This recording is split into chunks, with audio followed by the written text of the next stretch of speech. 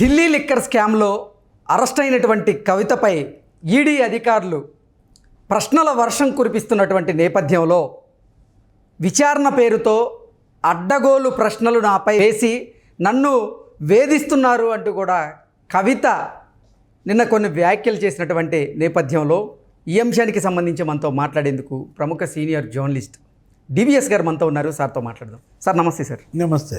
Sir, విచారణ పేరుతో అడ్డగోలు ప్రశ్నలు నాపై వేసి నన్ను వేధిస్తున్నారు అంటూ కూడా కవిత గారు వాపోతున్నారు అంటూ కొన్ని వార్తలు అయితే ఇప్పుడు సోషల్ మీడియాలో చక్కర్లు కొడుతూ ఉన్నాయి. ఏంటి సార్? మాజీ ముఖ్యమంత్రి కల్వకుంట్ల చంద్రశేఖరరావు గారి కుమార్తెకి ఈ పరిస్థితి వస్తుందని మనం ఊహించలేదు. దేవుడి స్క్రిప్ట్ అంటాడు జగన్మోహన్ రెడ్డి, ఇదేనా? ఏది ఇప్పుడు అధికారం ఉందనో లేకపోతే ఇక మాదే రాజ్యమనో మనం అనుకుంటే కుదరదు. రేపేమవుతుందో తెలియదు. ఇవాళ ప్రతిపక్షాలను మనం జైల్లో పెడితే రేపు మనం జైలుకి వెళ్ళే పరిస్థితి వస్తుంది. ఇవాళ మనం ప్రతిపక్షాలను వేధిస్తే రేపు అదే పక్షాలు మనల్ని వేధిస్తాయి అనే ఒక స్పృహని కోల్పోయిన పాలకుల్ని ఇవాళ చూస్తున్నాం. అటు పరిణామాలే ఇవన్నీ కూడా. కవితని నిన్న ఈడీ ఇంట్రాగేట్ చేసింది, ఈరోజు కూడా చేస్తోంది. నిన్న వేసినటువంటి ప్రశ్నల్లో విచారణలో ఆ 100 కోట్లు ఏంటి, ఇండో స్పిరిట్కి మీకు ఉన్న సంబంధాలు ఏంటి, అదేదో ఉంది కదా వాళ్ళ గ్రూపు ఏంటి, ఆ గ్రూప్ పేరు WhatsApp group south group. South గ్రూప్లో ఎవరెవరు ఉన్నారు, అందులో మీ వాట్సాప్ మెసేజ్లు ఏంటి, ఎవరెవరితో మీరు వాట్సాప్ కాల్స్ మాట్లాడారు, మీ సెల్ ఫోన్లు ఎందుకు ధ్వంసం చేశారు, 16 ఫోన్లు మీకు ఎందుకు వాడారు మీరు? ఇప్పుడు సెల్ ఫోన్లే కదా ఇప్పుడు దీని మొత్తానికి కూడా నీకు గిర్రుని తిప్పుతున్నాయి. 170 సెల్ ఫోన్లు ధ్వంసం అంటే మామూలు విషయమా? Delhi deputy CM Manish Sisodia confession ఇచ్చారంట, నేను కూడా నా 2 సెల్ ఫోన్లు ధ్వంసం చేసుకున్నానని ఆయన వాంగ్మూలం ఇచ్చినట్టుగా మనకి సిబిఐ చెప్తాను. ఇప్పుడు నిన్న విచారణ ఒక ఎత్తు, ఏది ఆమెని ఇండివిజువల్గా ముఖాముఖి అడిగిన దీంట్లో 1 గంట బంధువులను కూడా కలవటానికి పర్మిషన్ ఇచ్చారు. అన్న కేటీఆర్, బావ హరీష్ రావు, భర్త అనిల్ కుమార్, అసలు అనిల్ని కూడా తీస్తారంట. ఇప్పుడు ఇది అడిగేసి 2 రోజుల్లో అనిల్ కుమార్ కూడా అరెస్ట్ కాబోతున్నారు అంటూ కూడా కొన్ని వార్తలు అయితే వస్తున్నాయి. ఈ ఢిల్లీ లిక్కర్ స్కామ్ ఆయన మెడకు కూడా చుట్టుకోబోతుందంటూ కూడా కొన్ని వార్తలు వస్తున్నాయి. అంతే కదా, మరి భార్య ఇంత వివాదంలో ఇరుక్కుపోయినప్పుడు మరి కవిత స్వయంకృతంగా తనంతటి తను చేసిందా, భర్త యొక్క ఒత్తిడికి లోనే చేసిందా, ఏం చెప్పుద్దో తెలియదు. ఇంకొక కొంతమంది ఏమో అసలు కేటీఆరే దీని వెనక ఉండి కవితను నడిపించాడు అంటూ కూడా కొన్ని వార్తలు వస్తున్నాయి. అసలు ఏంటి సార్, అంటే ఏం జరిగింది తెర వెనక? కేటీఆర్ మరి దీని వెనుకున్నాడా అంటే ఇప్పుడు అన్నీ తిరుగుతున్నాయి నీకు. ఇవాళ 3 అధికార పార్టీలు, 3 రాష్ట్రాలు, ఎక్కడ ఢిల్లీ, ఎక్కడ తెలంగాణ, ఎక్కడ ఆంధ్రప్రదేశ్, ఎక్కడ ఢిల్లీ, ఎక్కడ హైదరాబాద్, ఎక్కడ అమరావతి, అన్నీ కూడా నీకు ఏకమయ్యాయి. ఈ సౌత్ గ్రూప్ ఏంటి, దీనిలో మాగుంట శ్రీనివాసులరెడ్డి గారి పాత్ర ఏంటి, రాఘవరెడ్డి పాత్ర ఏంటి? ఇప్పుడు నిన్న ఆమెను ముఖాముఖి అడిగారు కదా ప్రశ్నలు, వరుస పెట్టి మొత్తం ఒక లిస్టు వాళ్ళు ఆల్రెడీ రాసుకుంటారు, ఏది ఎన్ని ప్రశ్నలు రాయాలి, ఆ ప్రతి ప్రశ్నకి రికార్డింగ్ జరుగుతూ చేస్తున్న దాంట్లో ఇవాళ అంకం ఏంటి, ఈరోజు విచారణ. ఆమె బినామీలు ఉన్నారు, వాళ్ళను కూడా పెట్టి విచారిస్తారు. ఓకే, వాళ్ళు ఆల్రెడీ గతంలో కన్ఫెషన్ స్టేట్మెంట్లు ఇచ్చారు. ఎవరు? అరుణ్ పిల్లేనా, అరుణ్ రామచంద్ర పిల్లే, అతను అప్రూవర్గా మారాడో మరేమో. అతను ఆల్రెడీ కవిత మరి ఆయనకు ఉన్న సంబంధాల గురించి చెప్పేశాడని. తర్వాత వీళ్ళ చుట్టం ఎవరో ఉన్నారు, వి శ్రీనివాస్, ఎవరికి కవిత వాళ్ళ రిలేటివ్ అంటారో మరి ఏదో మొత్తానికి. ఆయనే గతంలో కూడా ఒక స్టేట్మెంట్ వాళ్ళకి ఏదో ఆయన కూడా అప్రూవర్ అయ్యాడో ఏదో ఆయన ఇచ్చాడని. కవిత చెబితేనే 1 కోటి రూపాయలు నేను అరుణ్ పిల్లేకి ఇచ్చాను, అరుణ్ పిల్లే ఆ 1 కోటి రూపాయలు వాళ్ళకి కట్టుకున్నాడు. ఇలా అన్నీ కూడా ఏం జరుగుతున్నాయి, వాళ్ళ ఇండివిజువల్ స్టేట్మెంట్స్ ఉన్నాయి. కవిత నిన్న ఇండివిజువల్ స్టేట్మెంట్స్ తీసుకున్నారు, ఆన్సర్స్ ఉన్నాయి. ఇప్పుడు ఇద్దరిని కూర్చోబెట్టి అడుగుతారు, కవితని పిళ్ళేని, కవితని బుచ్చిబాబుని ఆడిటర్, కవితని వి శ్రీనివాస్ని, ఇలా మరి క్రోడీకరించుకుంటారు. వీటన్నిటిపైన కవిత మరి ఇచ్చే సమాధానాలు కన్ఫ్యూజన్ కాకుండా ఉండాలి.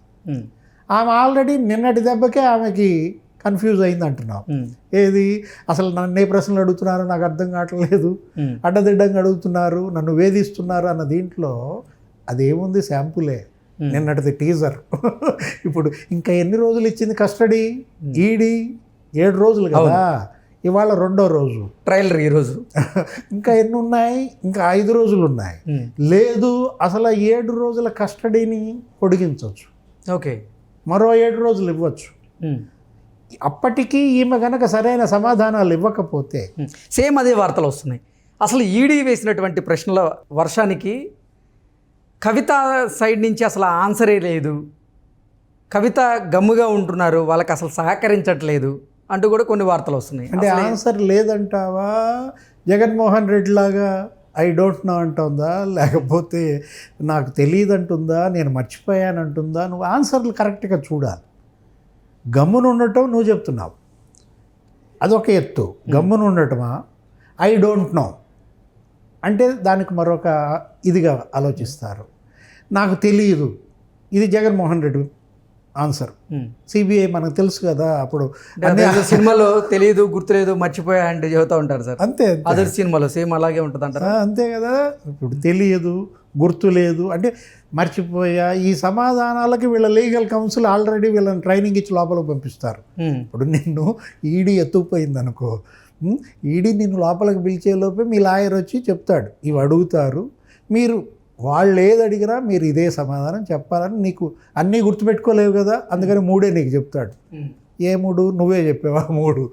గుర్తు లేదు, తెలియదు, మర్చిపోయా. ఇవే సమాధానాలు నిన్న మరి కవిత చెప్పిందా? మనకి కొద్ది రోజుల్లో తెలుస్తాయి, అన్నీ బయట పెడుతుంది ఈడీ, సిబిఐ నుంచి నీకు సమాచారం వస్తుంది. పిళ్ళైతో కూర్చోబెట్టి కవితని మరి జరిగే విచారణ ఎలా ఉండబోతుంది, పిళ్ళే ఇచ్చిన ఆన్సర్స్, కవిత ఇచ్చిన ఆన్సర్స్ బేరీ చేసుకుంటారు. ఇద్దరిని కలిపి అడిగిన క్వశ్చన్లో వచ్చిన ఆన్సర్స్ చూసుకుంటారు. అతను తప్పు చెప్పాడా, ఈమె తప్పు చెప్తుందా? ఇక్కడ ఒకటే క్వశ్చన్, 100 కోట్లు ఎక్కడివి మీకు, ఎలా తెచ్చారు, ఎలా ఇచ్చారు, ఈ మనీ లాండరింగ్ ఏంటి, వీటిని వాళ్ళు ప్రూవ్ చేసుకోవాలి. ఇప్పుడు ఇది ఎటు తిరిగి ఎటు చుట్టుకుంటుందో మనకు అర్థం కావట్లేదు. ఇప్పుడు నిన్న కూడా మనం చూసాం, కిషన్ రెడ్డి వీళ్ళందరూ ఏమంటున్నారు, ఇక్కడ ఉన్న అవినీతి కుంభకోణాలు చాలక ఇక్కడ 100 కోట్లు ఇచ్చేవాళ్ళు వీళ్ళకి లేక దేనికోసం ఈమె ఢిల్లీ వెళ్ళి అవినీతికి పాల్పడింది. ఇక్కడ ఏ రియల్టర్ను కదిలిచ్చినా ఆ డబ్బులు వచ్చేసేయే కదా. ఇప్పుడు ఈ 10 ఏళ్ల పరిపాలనలో ఉన్న అవినీతి కుంభకోణాలు చాలలేదా? లక్షల కోట్ల పైన ఉన్నాయి ఈ 10 ఏళ్ళలోనే అవినీతి కుంభకోణాలు, వీటిల్లో 100 కోట్లు పెద్ద లెక్క అంటూ కూడా కొంతమంది ఆరోపణలు చేస్తూ ఉన్నారు. ఇప్పుడు 100 గొడ్లను తిన్న రాబోందు ఒక గాలివానకి సరి ఏదో అంటారు ఏంటి. ఇప్పుడు మనం ఏంటంటే వీళ్ళు గతంలో ఎంత ఉద్దండులు, ఎంత ఉన్నతులు, ఇది కాదు కదా. నువ్వు చేసిన చిన్న తప్పు నీ కాళ్ళకి మరి నాగుపాములాగా చుట్టుకుంటుంది అన్నమాట. ఇప్పుడు ఈమె టోటల్గా ఇరుక్కుపోయింది దానిలో. ఆమెను ఎలా బయటికి తీసుకురావాలనేది అర్థం కావటల్లా. ఎవరికి వాళ్ళు ఏమంటున్నారు, రాజకీయ విమర్శలు వినపడుతున్నాయి. వేధింపులకు గురి చేయడం కోసమే మమ్మల్ని చేస్తున్నారు, రాజకీయ దురుద్దేశం ఉంది అని హరీష్ రావు అంటారు. అసెంబ్లీ ఎన్నికలకు ముందు ఎందుకు అరెస్ట్ చేయలేదు, ఇప్పుడు ఎందుకు అరెస్ట్ చేశారు అంటే ఏంటి, బీఆర్ఎస్కి మేలు చేయడం కోసమే ఈ అరెస్టు, సానుభూతి తెచ్చి బీఆర్ఎస్ ఓట్లు ఎంచడం బీజేపీ ఎత్తుగడ అని రేవంత్ రెడ్డి అంటాడు. కిషన్ రెడ్డి ఏమంటాడు, వాళ్ళిద్దరూ ఒకటే, ఏది బీఆర్ఎస్ను రేవంత్ ఒకటే, మేము మరి మా చిత్తశుద్ధితో నిజాయితీగా నిష్పక్షపాతంగా అసలు సిబిఐలో మా జోక్యం ఉండదు, ఈడీలో మా జోక్యం ఉండదు, చూసారా ఇవాళ అరెస్ట్ చేశారు.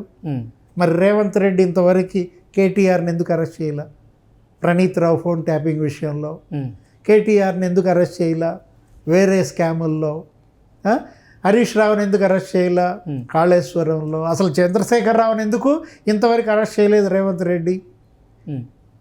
వాళ్ళ గతంలో ఏటీఎం కేసీ కాళేశ్వరం అయితే ఇప్పుడు ఏటీఎంగా మళ్ళీ ఈ కాంగ్రెస్ వాడుకుంటుంది అని రెండింటినీ ఒక గాట కట్టేసి 2 అవినీతి పార్టీలుగా తేల్చేసి బీజేపీ దీని ద్వారా రాజకీయ లాభాలు పొందాలని చూస్తోందని వాళ్ళు అంటారు. రాజకీయ లాభాలు 3 పార్టీల మధ్య అది ప్రజలు డిసైడ్ చేస్తారు. ఇవాళ బంతి ప్రజల కోర్టుకు వస్తుంది. రేపటి పార్లమెంట్ ఎన్నికల్లో ఇదే కీలక అంశం. ఈ అవినీతి ఆరోపణలే రేపటి అజెండా. ఇప్పటికే మొలలోతు కాదు మెడలోతు అవినీతి కుంభకోణాల్లో కూరుకుపోయినందుకు ఏమైంది? కేసీఆర్ ఓడిపోయిన పరిస్థితుల్లో సొంత కూతురే ఇవాళ అవినీతి కుంభకోణాల్లో మరి జైల్లో ఉండాల్సి వచ్చిందంటే దీని నుంచి ఆయన ఎలా బయటపడతారు? కుటుంబాన్ని ఎలా బయటికి తెస్తారు? మరోవైపు వలసలు వరుస పెట్టారు కదా. ఏది అసలు పార్లమెంట్ ఎన్నికలు అయిన తర్వాత బీఆర్ఎస్ ఖాళీ అవుద్ది అనుకుంటే ముందే ఖాళీ చేయించేస్తున్నారా? ఖాళీ గెలిపించుంటే దేశంలో చిచ్చు పెట్టేవాడిని, దేశ రాజకీయాల్లో చిచ్చు పెట్టేవాడిని అంటూ కేసీఆర్ మాట్లాడుతుంటే ఏడేమో అసలు సొంత పార్టీ నేతలే వలసలు వెళ్తున్నారు. అంటే ఒకవైపు ఆయన వయోభారం, మరోవైపు అనారోగ్యం, అటువంటి శస్త్రచికిత్స ఇది చేసుకున్న పరిస్థితుల్లో కూతురు కొడుకు వీళ్ళందరి చుట్టూతా అవినీతి కుంభకోణాల్లో కూరుకుపోయిన పరిస్థితుల్లో వాళ్ళ బీఆర్ఎస్ చావు బతుకుల సమస్య, లైఫ్ అండ్ డెత్ అన్నమాట. ఏది రేపటి ఎన్నికల్లో కనుక ఓడిపోతే ఇంకా నీకు బీఆర్ఎస్లో ఎవరు మిగలరు, ఖాళీ. ఇప్పటికే నిన్న ఏం జరిగింది? Ranjith Reddy jump, Danam Nagender jump. అంతకుముందు మనం చూసాం 2 ఎంపీలు, నేత వెంకటేష్ అతను వేణుగోపాల్ సమక్షంలో రేవంత్ రెడ్డి దగ్గర కాంగ్రెస్ కండువా కప్పుకున్నాడు. 2 ఎంపీలు బీజేపీలోకి వెళ్ళిపోయారు, బీబీ పాటిల్, రాములు. 2 మాజీ ఎంపీలు వెళ్ళిపోయారు, సీతారాం నాయక్. అంటే నీకు లోక్సభ పక్షం బీఆర్ఎస్ సగం ఖాళీ అయిపోయింది. అటు వలసలకు ఎలా అడ్డుకట్ట వేయగలరు కేసీఆర్? ఇటు కుటుంబ సభ్యులను ఈ జైళ్ళ నుంచి, ఈ కేసుల నుంచి, అవినీతి కుంభకోణాల నుంచి ఎలా పైకి తీసుకురాగలరు? తెలంగాణ అనే ఒక ఆకాంక్షని, తెలంగాణ ప్రజల యొక్క భావజాలాన్ని విస్మరించి తనేం చెప్పాడో ఆ హామీలు నెరవేర్చకుండా తెలంగాణ వదిలేసి పార్టీ పేరు భారత రాష్ట్ర సమితిగా చేయడం బ్లండర్ మిస్టేక్. కుటుంబ సభ్యులను రాజకీయాల్లోకి తీసుకురావటం బ్లండర్ మిస్టేక్. అటు సన్ స్ట్రోక్ కొడుతుంది, ఇటు డాటర్ స్ట్రోక్ కొడుతుంది. ఏది కొడుకు వల్ల తిప్పలే, కూతురు వల్ల తిప్పలే. ఒక గొప్ప నాయకుడు, ఒక మహానాయకుడు ఎవరు? కేసీఆర్. నా దృష్టిలో 70 ఏళ్ల ఆకాంక్షలని గత నాయకులు ఎవరు ఆవిష్కరించలేని పరిస్థితుల్లో మరి ఆయన తెచ్చాడో, ప్రజలు తెచ్చారో, అమరవీరులు తెచ్చారో, మొత్తానికి తెలంగాణ రాష్ట్రం ఏర్పడింది. ప్రజల ఆకాంక్ష నెరవేరింది. కానీ కేసీఆర్ ఎక్కడ? ఈ ప్రశ్నకి సమాధానం కేసీఆరే చెప్తాను.